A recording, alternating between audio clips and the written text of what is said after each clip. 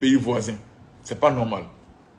Voilà, moi je pense que c'est pas normal. Donc il est temps que ça change pour que ces jeunes-là puissent avoir, c'est-à-dire une vie meilleure. Tu joues, tu as l'entraînement, tu es chez toi, à la maison. Tu es payé à la fin du mois, tu as ta voiture, tu peux aller à l'entraînement, machin. C'est ça, on dit football. Tu joues football, tu vis football, tu fais tout football. Aujourd'hui, il y a des joueurs même qui jouent football. Peut-être dans un club, hein, mais peut-être le joueur est vend portable. Mais ça, c'est pas normal. Moi, j'en connais. Il vend portable ou il a un autre métier. C'est-à-dire que quand il finit l'entraînement, regardez bien, il finit l'entraînement, il va se doucher comme ça, rapidement. Quand il finit, il s'habille, après il va au boulot, il va au Jossi. Parce que son salaire, ça ne lui permet pas de vivre. Donc il est obligé d'aller Jossi encore pour ajouter sur ça, pour vivre. Donc il pense que ça, ce n'est pas normal. Alors que normalement, le football, là, on dit Ligue 1 en Côte d'Ivoire, c'est professionnel. Hein? C'est pro maintenant. Vous savez le mot professionnel, c'est quoi? On est là pro, tout le temps pro. Pro, là, c'est pas seulement celui qui joue en Europe, hein, qui est pro. Hein. Pro, là, c'est le comportement. Si on ne te met pas dans les conditions, comment tu vas être pro? Tu ne peux pas être pro. Professionnel, c'est le comportement. Il y a des joueurs qui sont en Europe, mais qui ne sont pas professionnels, qui vont à l'entraînement en retard, qui se réveillent en retard, qui font tout en retard, qui vont à l'entraînement même, et qui sentent l'alcool. Ceux-là, ils ne sont pas professionnels. Je suis désolé. Ils ne sont pas professionnels. Mais tu peux rester chez toi et puis tu es professionnel plus que celui qui est en Europe. Parce que tu es mis dans les conditions. Mais si on ne te met pas dans les conditions, comment tu fais pour jouer ballon? Tu ne peux pas jouer ballon. Tu ne peux pas aller jouer ballon, vendre vite. Tu joues même la main, tu penses déjà à tes problèmes. Tu joues. Il y a des joueurs qui jouent. Quand ils arrivent à l'entraînement, ils disent, moi mon propriétaire me cherche. Hein. Oui. Moi mon propriétaire me cherche. En Côte d'Ivoire, il y en a partout. Moi, mon propriétaire, là, il me cherche. Mon propriétaire de la maison me cherche. Il vient à l'entraînement, mais il dit ça. Mon propriétaire me cherche. Voilà. Donc, je crois qu'il faut vraiment faire les programmes sur les joueurs. Les gars, partagez cette vidéo-là. Ça n'a qu'à arriver vers eux là-bas. Ils n'ont qu'à comprendre. Ils n'ont qu'à comprendre que ce sont les joueurs qui jouent. Il y a d'autres clubs aussi, ils vont prendre 40 joueurs, 45 joueurs. Ils sont là sur la liste, là. Transfert là, ça vient seulement, ça vient où ça vient. Prime de signature, mais ne peut même pas payer. Ils vont payer ça à crédit. Il y a des joueurs aujourd'hui là qui ont les crédits dans les clubs partout. Mais les gars, mais c'est pas normal. Regardez un joueur, je vais prendre l'exemple, je vais parler de mon ami, d'un collègue que j'ai joué avec lui à la SEC. Gouloudoué Ange Barézi.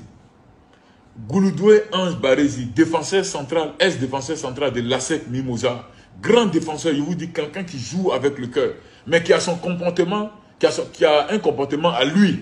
Voilà, c'est quelqu'un, il n'aime pas quand un salaire est retardé. Ça, il déteste ça. Et c'est quelqu'un, il dénonce, il parle. Mais en Côte d'Ivoire, on lui dit, c'est un rebelle. Mais non, c'est pas un rebelle. Barézi est parti à l'Africa Sport. Il a joué à l'Africa Sport. Mais vous avez vu un peu comment l'affaire s'est terminée. À la gendarmerie. Ils ont pris convocation pour aller donner à Barézi. Parce que Barézi est allé réclamer son argent, il ne sait pas chez qui, chez le trésorier ou bien je ne sais pas c'est quoi. Là. On dit Barézi est parti là-bas la nuit. Il allait réclamer son argent. Enfin, il allait demander son argent la nuit. Je ne sais pas, peut-être que, bon, voilà, il s'est un peu fâché, il a un peu menacé. Ils sont allés prendre convocation contre Barézi. Parce qu'on le doit. Il doit payer sa maison. Si sa femme enceinte, il fait comment? Bon, vous voyez un peu, c'est un peu difficile. Voilà, c'est un peu difficile. Donc, il y a beaucoup de choses. Bon, voilà. Donc, moi, je pense que les dirigeants des clubs, là, ils n'ont qu'à comprendre que le football, c'est un business. Voilà. Il ne faudrait pas être là parce qu'on doit prendre de l'argent. Il y a une subvention qui arrive. Moi, je dois prendre, je dois partager, je dois donner à tel dirigeant, je dois donner à tel dirigeant. Non. Toi, tu es président du club, là, tu arrives là, toi, tu viens pour apporter un plus.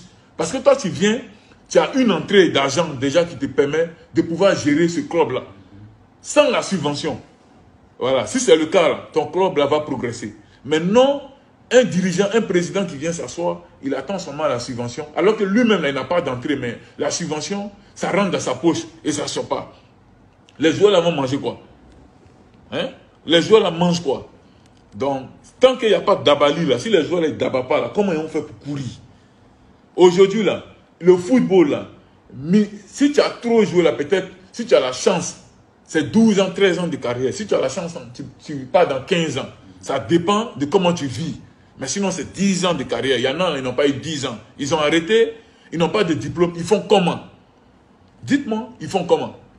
Donc, s'il y a des candidats peut-être qui donnent des solutions pour ces jeunes-là, et après football, tu joues le championnat, quand tu as la retraite, peut-être tu as une pension, moi, je dis félicitations.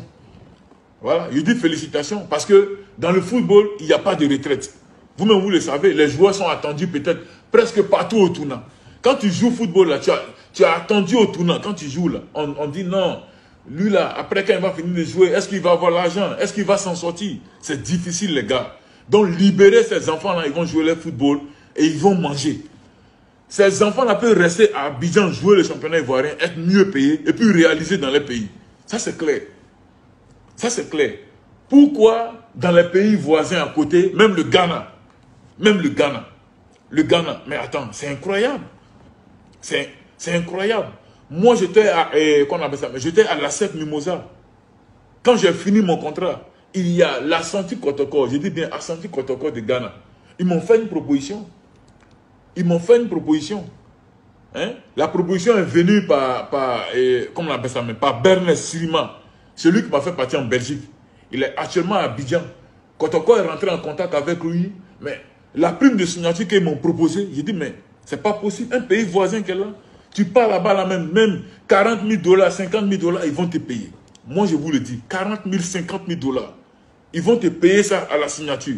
Au Congo, à côté, vous voyez le TP Mazembe, vous voyez Asvita.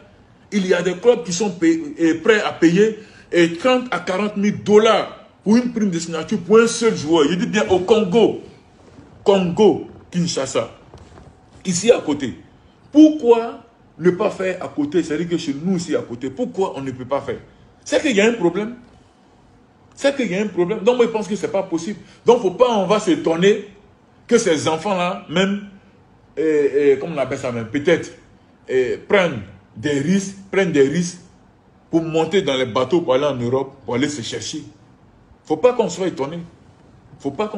Parce que ici, ces enfants-là ne mangent pas. Ça, c'est un.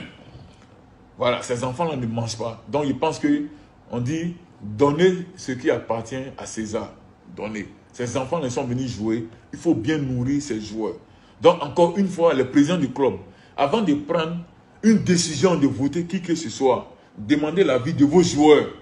Ce sont vos joueurs. Normalement, même moi, je ne sais même pas comment, peut-être, le vote même se passe. Sinon, normalement, c'est les joueurs qui doivent voter. C'est les joueurs qui doivent voter. C'est nous, on est sur terrain. C'est les joueurs qui doivent voter. Ce sont les joueurs, c'est-à-dire les joueurs qualifiés. Ceux qui ont une licence. Là, quand c'est comme ça, là, il y a la vérité. Mais tu es dirigeant du club, tu es là, calé, et puis, mais voilà, les joueurs sont là autour, ils souffrent. Et maintenant, toi, tu te lèves, maintenant, tu parles, maintenant, tu donnes ta voix. Ça, ce n'est pas